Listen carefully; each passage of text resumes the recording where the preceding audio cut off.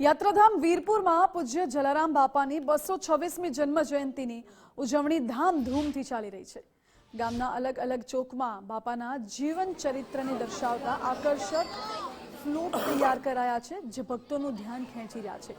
આ ફ્લોટમાં જલારામ બાપાની જૂની યાદોને જીવંત કરવામાં આવી। બાપાના પરચા, સેવા અને ભક્તિના દ્રશ્યો દર્શાવતા ફ્લોટ જોઈને શ્રદ્ધાળુઓ લાગણીઓમાં ડૂબી જાય છે। મોટી સંખ્યામાં ભક્તો દર્શન માટે ઉમટી પડ્યા છે અને મંદિર પાસે લાંબી લાઈનો લાગી છે। આ ફ્લોટ દ્વારા બાપાના જીવનના સંદેશને નવી પેઢી સુધી પહોંચાડવાનો પ્રયાસ કરાયો છે। વીરપુર વાસીઓનો ઉત્સાહ અને ભક્તિ જોઈને લાગે છે કે બાપાની કૃપા અહીં વરસી રહી છે। દર પૂનમ ભરવા તો આવતી હતી, પણ આજ વખતે બાપાના એનાથી આપણે જલારામ જયંતિના માટે આવ્યા છે। પણ આટલો આનંદ ક્યાંય જોયો નથી કે રાતના 3 વાગ્યાથી લાઈનમાં લાગ્યા છે।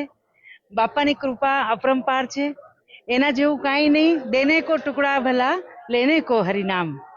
બસ બાપા આમ જ આપણને આનંદ કરાવે અને ખૂબ આપણે જલસા કરીએ। અહીંયા રાતના પણ અહીંયા રાસની બધી કોઈ રમઝટ હતી। બીજી દિવાળી કહેવાય આપણે તો, જલારામ બાપાની આજે બીજી દિવાળી હતી। આખું આકાશ ફટાકડાથી ગુંજી ઉઠ્યું હતું ખૂબ સરસ રીતે। અને બાપાના પરચા તો અપરંપાર છે। હું મહારાષ્ટ્રમાં અહીંથી 24 કલાકના અંતરમાં રહું છું, પણ બાપાના માટે તો હું અહીંયાથી દોડી આવું છું। હું એને કાયમ કહું છું કે હે વીરપુરવાળા, તારીને મારી ભાઈ બંધી। અમે ઈડર તાલુકાના ચુરીવાડ ગામથી આવું છું। અમે બાપાના દર્શન કરીને હાલ બહાર આવ્યા। અમે સવારે 5 વાગ્યાના લાઈનમાં ઊભા હતા। હાલ નંબર આવ્યો અમારો, 2 કલાક પછી નંબર આવ્યો। બહુ શ્રદ્ધા બાપા પર, અઢળક શ્રદ્ધા છે। બાપા પર એટલી શ્રદ્ધા છે કે અહીંયા 20-25 વર્ષથી તો દાન લેવામાં નથી આવતું। બધા મંદિરમાં દાન લેવામાં, પણ અહીંયા દાન લેવામાં નથી આવતું। તો બી બધાને એમને જમાડે છે, ચા પીવડાવે છે। હમણાં અમે જલેબી ફાફડા બી ખાધા। સદાવતના પ્રારંભ પછી ભગવાન અખિલ બ્રહ્માંડનો માલિક રામ વીરપુરને જલારામ બાપાને આંગણે આવે છે। જલારામ બાપાએ કીધું કે આપ પધાર્યા છો તો પેલા જમી લ્યો, આપ ભોજન લ્યો।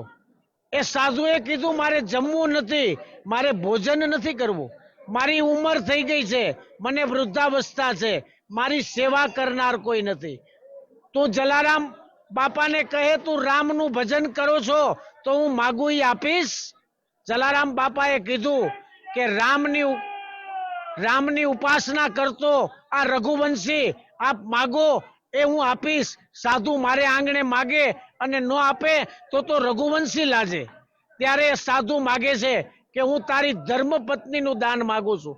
જલારામ બાપાએ એક પણ મિનિટનો વિચાર કર્યા વગર એ સાધુ રૂપે પધારેલા ભગવાનને માં વીરબાઈનો હાથ સોંપી દીધો।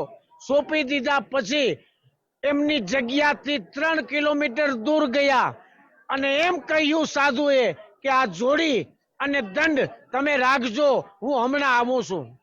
એ દરમિયાન એ સાધુ રૂપે પધારેલા ભગવાન અદ્રશ્ય થાય છે અને તે પછીની 1 મિનિટમાં આકાશવાણી થઈ છે કે રામની આકાશવાણી હતી કે વાહ જોગી જલિયાણ, તે તો ભવસાગર તરી ગયો।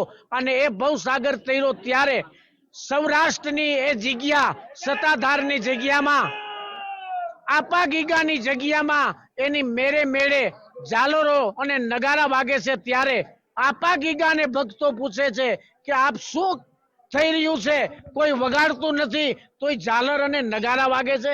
ત્યારે સંત આપા ગીગાએ કીધું કે વીરપુરને આંગણે આજે જોગી જલિયાણ એ ભવસાગર તરી ગયો, એને ભગવાનને હરાવી દીધા, હરીને હરાવ્યા, એને પાછા પગલા ભરાવ્યા। એ ધરતી અને આ ધરતીમાં ખુદ રામને ધક્કો થયો અને ભાગવું મુશ્કેલ પડ્યું હતું। એ આ પ્લોટ્સ છે।